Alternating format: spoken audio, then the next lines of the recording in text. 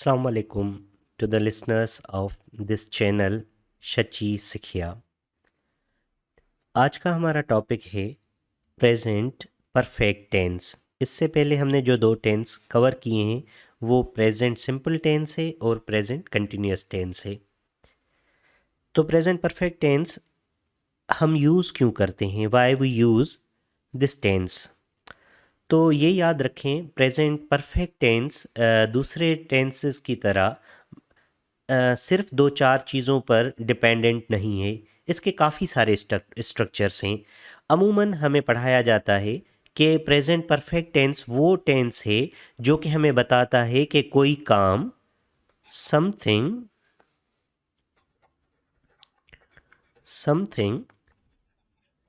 Started in past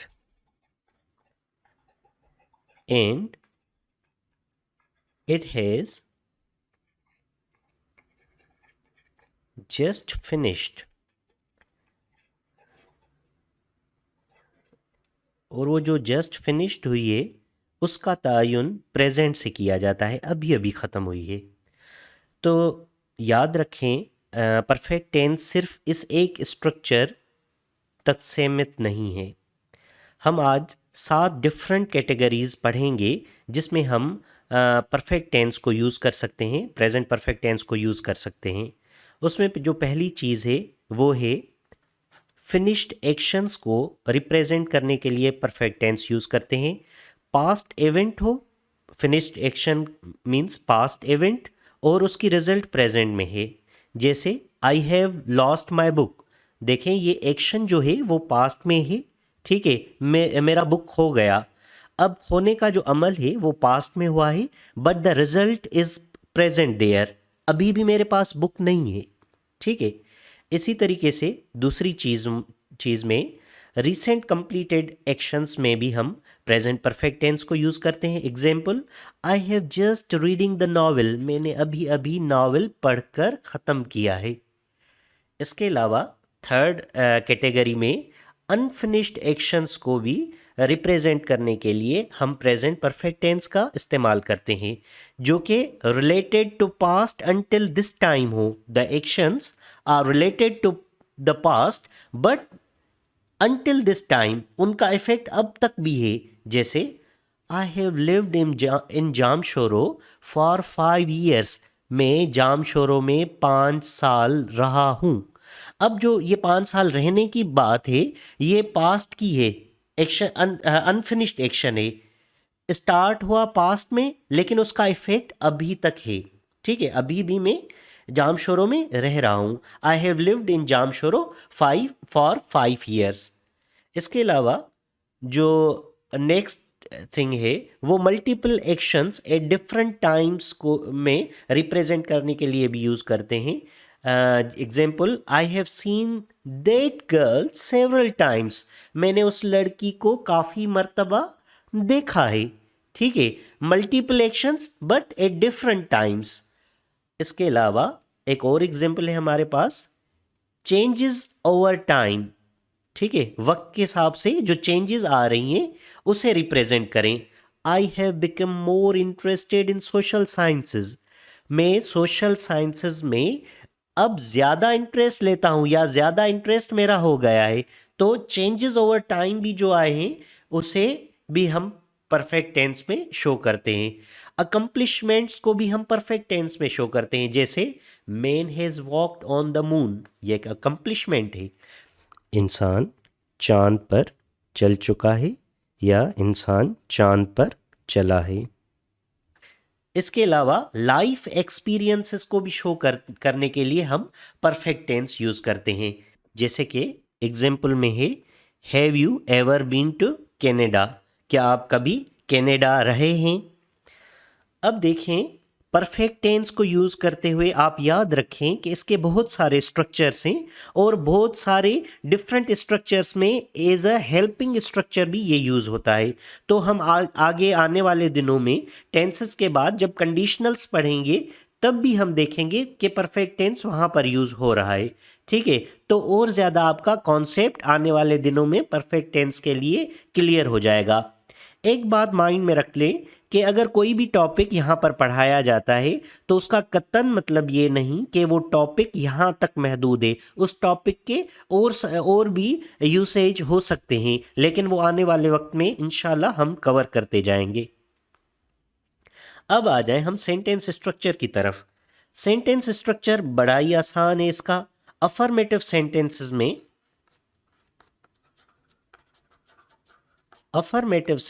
में subject plus plus have या has और वर्ब का थर्ड फॉर्म प्लस ऑब्जेक्ट। अब हैव और हैज किसके आगे आएगा? हैव और हैज। हैज आएगा ही, शी, इट के साथ, थर्ड पर्सन सिंगुलर। जबकि हैव जो आएगा वो दे, वी और यू के साथ। ठीक है। Example, he has completed the mission, उसने मिशन कंप्लीट कर लिया है। और नेगेटिव सेंटेंस में हम सिर्फ और सिर्फ नॉट का इजाफा करेंगे, बाकी सारे का सारा सेंटेंस सेम रहेगा। Example, he has not completed the mission, उसने मिशन कंप्लीट नहीं किया। इसके बाद इंटेरोगेटिव सेंटेंस में हैव या हैज को आगे लेकर आएंगे, उसके बाद subject plus verb third form plus object. Example, has he completed the mission, क्या उसने मिशन कंप्लीट किया है? इसके अलावा भी हमारे पास WH स्ट्रक्चर्स होते हैं। WH स्ट्रक्चर्स कैसे होते हैं? हु हैज ब्रोकन द गिलास, किसने तोड़ा है? अब इसमें थोड़ा ध्यान करें। WH वाले जो भी वर्ड्स आएंगे क्वेश्चन में, उसके बाद फौरन बाद हम हैज या हैव देते हैं, उसके बाद वर्ब थर्ड फॉर्म में प्लस ऑब्जेक्ट। अब इट्स नॉट नेसेसरी कि ऐसे सेंटेंस में सब्जेक्ट हो। अब हम समझेंगे सिंस और फॉर के यूसेज को, क्योंकि सिंस और फॉर परफेक्ट टेंसेस में काफ़ी यूज़ होता है, भली वो फिर प्रेजेंट परफेक्ट टेंस हो या पास्ट परफेक्ट टेंस हो। तो सिंस जो यूज़ होता है वो पॉइंट ऑफ टाइम के लिए यूज़ होता है। अगर ये एक लाइन में टाइम की बनाऊं, तो जब भी मैं सेंटेंस में किसी भी पॉइंट को शो करूँगा, ये अगर लेट सपोज एक दिन की, वन डे की टाइम लाइन है, तो यहाँ पर लेट सपोज 2 o'clock हुए हैं, 2 o'clock। तो जब भी सेंटेंस में मैं इस पॉइंट को मेंशन करूँगा तो उसके साथ सिंस लगाऊंगा। और जब भी मैं ड्यूरेशन को शो करूँगा, लेट सपोज इतनी सी ड्यूरेशन में लेता हूँ और ये ड्यूरेशन मेरी 2 आवर्स की है, तो इसके लिए मैं क्या यूज़ करूँगा? फॉर यूज़ करूँगा। तो सिंस पॉइंट ऑफ टाइम के लिए यूज़ होता है, तो पॉइंट ऑफ टाइम में लेट सपोज किसी भी टाइम का जिक्र हो, 2 o'clock, 3 o'clock, डे का जिक्र हो, मंडे, ट्यूसडे, वेनसडे, डेट का जिक्र हो, let suppose 18th of September 1991, month का जिक्र हो, ठीक है, जून, जुलाई, ईयर का जिक्र हो 1991, या किसी भी इवेंट का जिक्र हो। इवेंट का मीन्स जब सैलाब आया, ठीक है, या किसी इवेंट का since the beginning of time, ठीक है। फॉर में ड्यूरेशन ऑफ टाइम को रिप्रेजेंट करते हैं। ड्यूरेशन ऑफ टाइम में सेकेंड्स आ जाते हैं, मिनट्स आ जाते हैं, आवर्स आ जाते हैं, डेज आ जाते हैं, weeks, years. Seconds, let suppose I have waited for her for 3 minutes. I haven't eaten anything for 5 hours. I haven't eaten for 7 days. I haven't eaten for weeks, for weeks भी कह सकते हैं, for 2 weeks कहें, for 3 weeks. I haven't been here for many years, for many years या for 5 years. तो I think अब आपको clear हो गया होगा कि जो फॉर यूज़ होता है वो ड्यूरेशन में किस तरीके से यूज़ होता है और पॉइंट में किस तरीके से यूज़ होता है. अब हम करेक्ट आंसर चूज़ करेंगे. ये एक्सरसाइज हम करते हैं ताकि सिंस और फॉर का पता चल जाए. आई हैव लिव्ड इन लंदन. अब आगे लिखा हुआ है 3 years. अब देखें ड्यूरेशन को ये बता रहा है. 3 years मीन्स ड्यूरेशन. तो ड्यूरेशन के लिए हम क्या यूज़ करते हैं? फॉर. लेला हैज़ बीन अ नर्स. अब ये क्या है? ईयर को बता रहा है. 1999 इज़ अ ईयर. तो ईयर के लिए हम क्या यूज़ करते हैं? सिंस, क्योंकि ये पॉइंट ऑफ टाइम है. थर्ड एग्जाम्पल में we haven't met our last year at high school. अब our last year at high school एक इवेंट को शो करता है.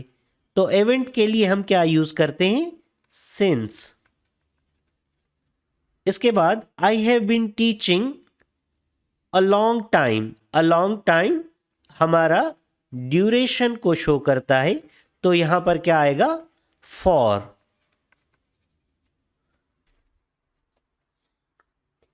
इसके बाद एग्जाम्पल नंबर 5 में देखें. The kids have been on vacation 2 weeks. 2 weeks again duration को शो कर रहा है. तो यहां पर क्या आएगा? फॉर आएगा. क्या आएगा? For.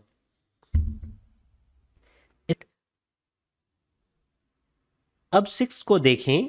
What you have been doing. You left your last job. You left your last job क्या है? इवेंट है. तो इवेंट में हम क्या देते हैं? सिंस देते हैं. सिंस. 7 को देखें. He has had his new laptop a month. अब अ मंथ क्या है? हमारा ड्यूरेशन है. क्या है? ड्यूरेशन है. तो यहां पर क्या आएगा? फॉर. 8 नंबर में देखें. Where you have been working. You had your masters degree. ये भी इवेंट है. तो इवेंट में क्या आएगा? Since. Since you had your masters degree. इसके बाद 9th example. The shop has been closed Monday. अब मंडे क्या है? डे है. तो यहां पर क्या आएगा? Since. 10th. He has known her they were 5 years old. अब दे वर 5 years old क्या है? इवेंट है. तो यहां पर क्या आएगा? सिंस आएगा. तो आई थिंक इन 10 एग्जाम्पल से क्लियर हो गया होगा कि सिंस कहां पर आएगा और फॉर कहां पर आएगा. तो अब हम कुछ कॉमन मिस्टेक्स को भी कवर करते हैं. जैसे कि इनकरेक्ट फॉर्म में है. In the past few years there was a great deal of controversy surrounding soy. अब इनकरेक्ट ये किस तरीके से है? जब भी in the past few years हम लेंगे तो हैज़ बीन का यूज़ करेंगे. There has been. क्यों? क्योंकि use of present perfect to refer to an action during the time leading up to the present. जो अब तक वक्त आ रहा है उसकी बात है. ठीक है. एक्शन पास्ट में शुरू हुआ. हमने पहले भी ये समझा कि एक्शन पास्ट में शुरू हुआ लेकिन वो अभी तक आ रहा है. The words in the past few years indicate a time leading up to and including the present. तो करेक्ट फॉर्म क्या होगा? Has been. अगर सिंस देन का यूज़ हो तब भी हम परफेक्ट यूज़ करते हैं. प्रेजेंट परफेक्ट टेंस यूज़ करते हैं. जैसे कि इनकरेक्ट वर्जन को देखते हैं. Since then we hold a tournament each year. Correct form क्या है? since then we have held a tournament each year. Incorrect form क्या है? आल्सो शी डिसाइडेड, पास्ट की बात है, also she decided to become Japanese teacher since then, जबकि correct form क्या होगा? Also she decided to become Japanese teacher since then. ये क्यों हो रहा है? परफेक्ट टेंस क्यों यूज हो रहा है? क्योंकि हम जो बात कर रहे हैं that started in the past but continues into the present. तो जब भी ऐसी चीज़ हो जो पास्ट में शुरू हुई हो लेकिन अभी तक चल रही है, तो उसके लिए हम क्या यूज़ करते हैं? Perfect tense. इसलिए देखें दोनों सेंटेंस में हमने परफेक्ट टेंस को करेक्ट किया है और पास्ट को इनकरेक्ट किया है। इसी तरीके से कॉमन मिस्टेक्स के सेकंड पार्ट में देखें कि since you are a child, ठीक है। अब since you are a child भी हम तब यूज़ करते हैं जब पास्ट में चीज़ शुरू हुई हो लेकिन अभी तक प्रेजेंट में चल रही है, तब भी हम परफेक्ट टेंस ही यूज़ करेंगे। तो करेक्ट वर्जन में पास्ट टेंस है did you live here. Incorrect version में देखें, इनकरेक्ट वर्जन में पास्ट टेंस को यूज़ किया है जबकि ये परफेक्ट टेंस में होगा have you lived here since you were a child, have you lived hair. इस तरीके से सिंस अ यंग एज में भी हम इसी तरीके से परफेक्ट टेंस यूज़ करेंगे। तो I speak French since a young age, ये इनकरेक्ट होगा। I have been speaking French since a young age, present perfect progressive tense. तो करेक्ट या तो ऐसे भी हो सकता है I have spoken French since a young age. I started learning Spanish means ये रिसेंटली की बात है, तो इसमें भी हम परफेक्ट टेंस का यूज़ करेंगे। आई speak French English and I start learning Spanish. तो आई स्टार्ट लर्निंग स्पेनिश नहीं होगा, I have started learning Spanish. Explanation के तौर पर अगेन मैं क्लियर कर दूं कि कोई भी एक्शन अगर पास्ट में शुरू हुआ और उसका अमल अभी भी चल रहा है, उसका इफेक्ट अभी भी आ रहा है, और या वो अभी भी इस वक्त में है, या अभी अभी चीज़ कोई ख़त्म हुई है, तो हम क्या यूज़ करेंगे? परफेक्ट टेंस यूज़ करेंगे। Use of present perfect to ask about an activity or situation that started in the past and continues into the present. Past में start हुई हो और अभी तक चल रही है। When you talk about starting to learn a language, you mean that you started learning in the recent past and you are continuing to learn the language now. आप अभी तक वो सीख रहे हैं। तो इन चीज़ों में perfect tense यूज़ होगा, प्रेजेंट टेंस यूज करना इनकरेक्ट होगा, पास्ट टेंस यूज करना इनकरेक्ट होगा। आज के लिए इतना काफ़ी है। Thank you very much. अल्लाह हाफिज़।